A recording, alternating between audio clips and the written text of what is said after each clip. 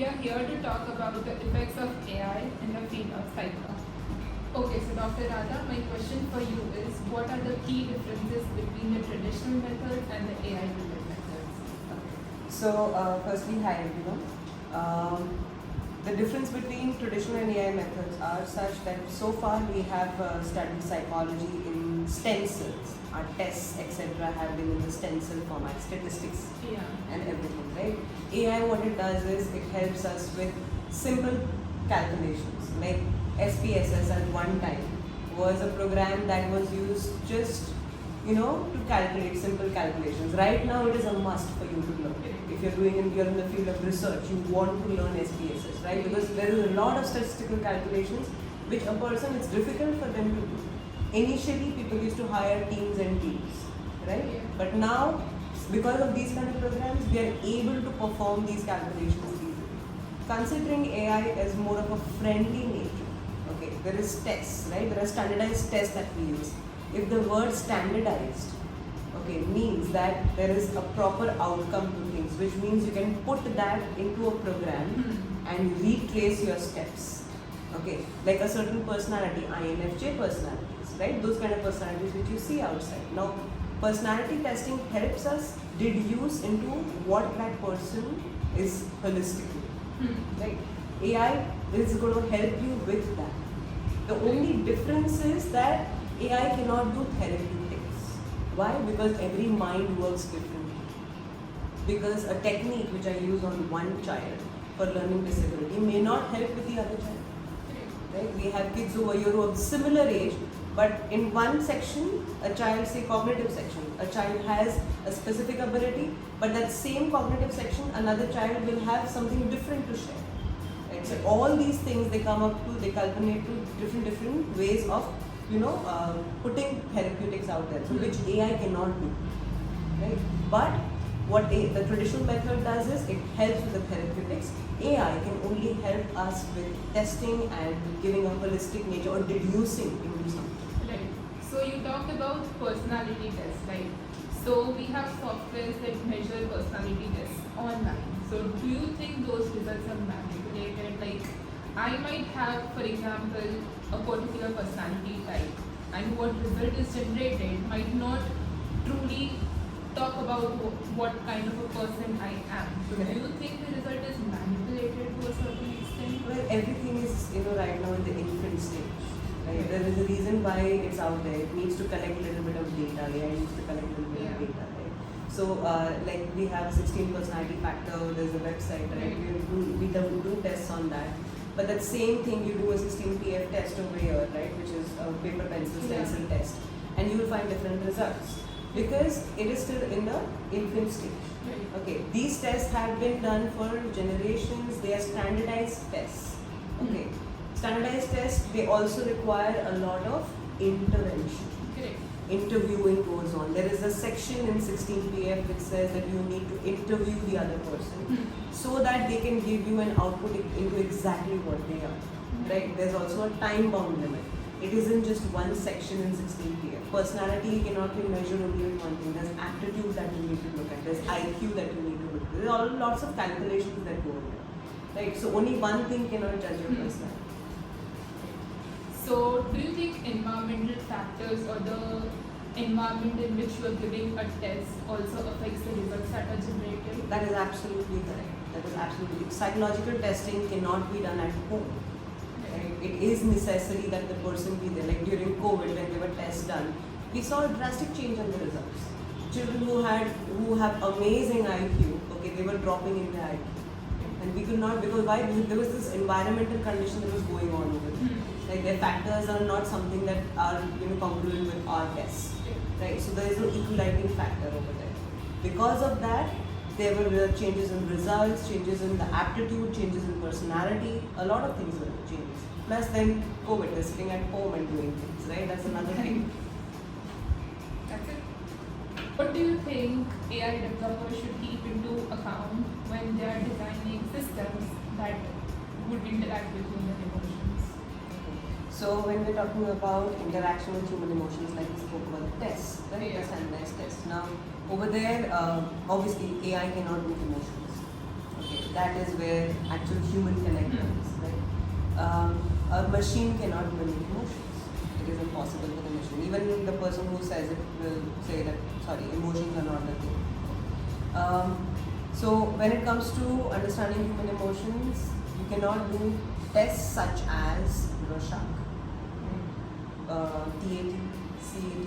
These tests are not possible because there's something called, feedback questionnaire which you ask during Rorschach or TAT, right? We ask about what does this story tell you, or what does this card tell you, what do you see over there, and that is not something the machine can do. Right? You put the same answer in ChatGPT. I mean, at least we haven't gotten that far. Once they do and if they do, right? Which I don't know in the foreseeable future if it is going to happen, but if it does so happen, it will be a good, it will be a blessing. Reason being that at least immediate help that is needed to people, okay, will be given. Right now, having faith on that and then going on is like, you have a sneeze and you Google what do I have? Right? You have millions of answers. But you cannot do that to a human brain when it comes to emotions. Like, I'm feeling this right now, okay?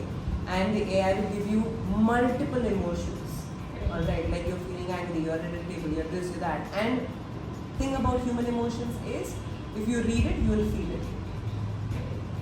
You're sad right now, and I start feeling sad. Right? You're depressed right now, I start feeling depressed. Right? So your brain just needs a suggestion, and it starts happening.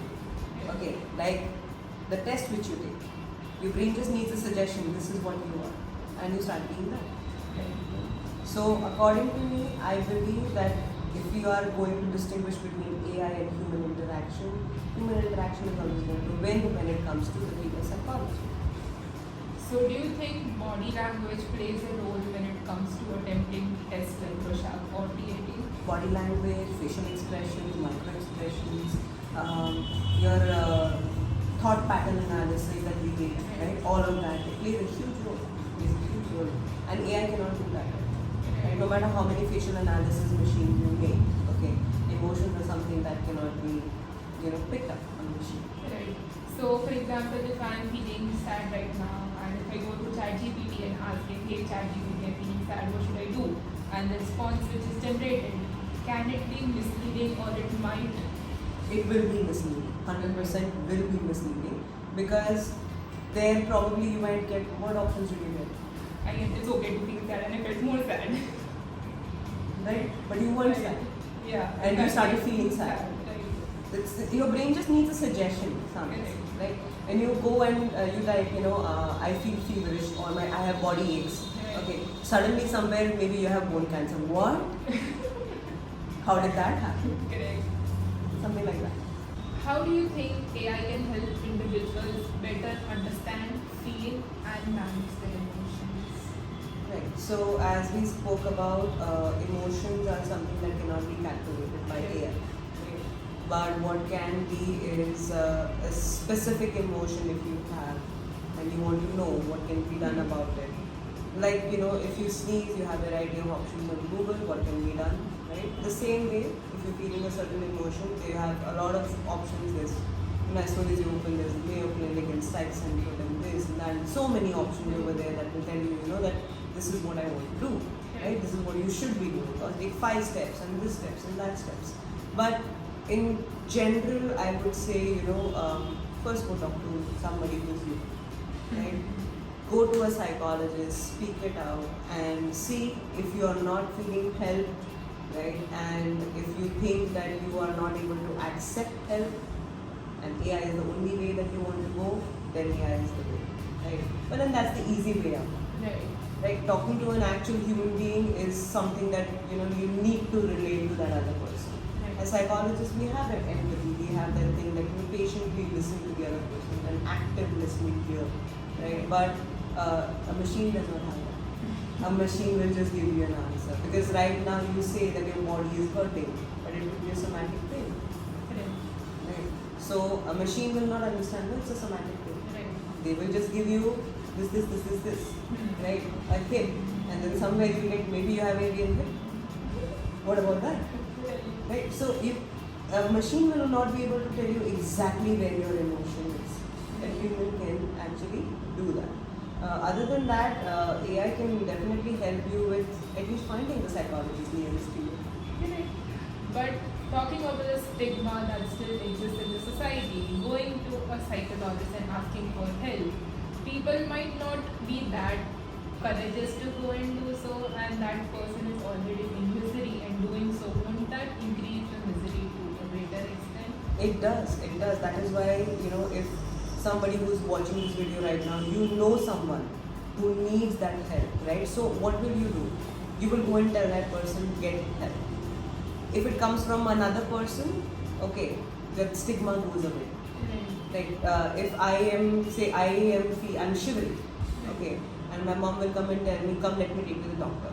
I'll go. But go and see the doctor. Do I go? Right? You always need another human being to make you feel better. Right? So you will not be able to do things alone by yourself.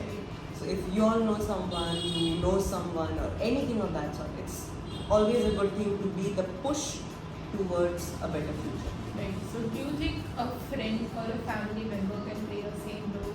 It does. It definitely does. See, even when they go for comfort therapy, right? We always ask, have you come alone or is somebody there with you? Right? We need the caregiver. Why? Because today I can, for that 1 hour or 45 minute session, I can keep that person accountable. Right? But that is only out of the 24 hours, 1 hour. Right? 23 hours, the caregiver is going to keep the person accountable. So who is going to give the accountability factor to me? How am I supposed to know that so and so person has done so and so? If a parent comes, I can ask the parent. Right? If an adult comes, I can ask the caregiver. But if a person comes by themselves, who am I going to ask? There is a faith factor, there is a trust factor. The reason why that person has not done it till date is because he or she is not able to do it. So that means that there has to be another third person who can say, hey, did you do it? Like I just said, did you go to the doctor? Did you do what you were supposed to do? Right? So somebody needs to be there to give the push. If you are that one person who knows that the other person needs that push, then be the push.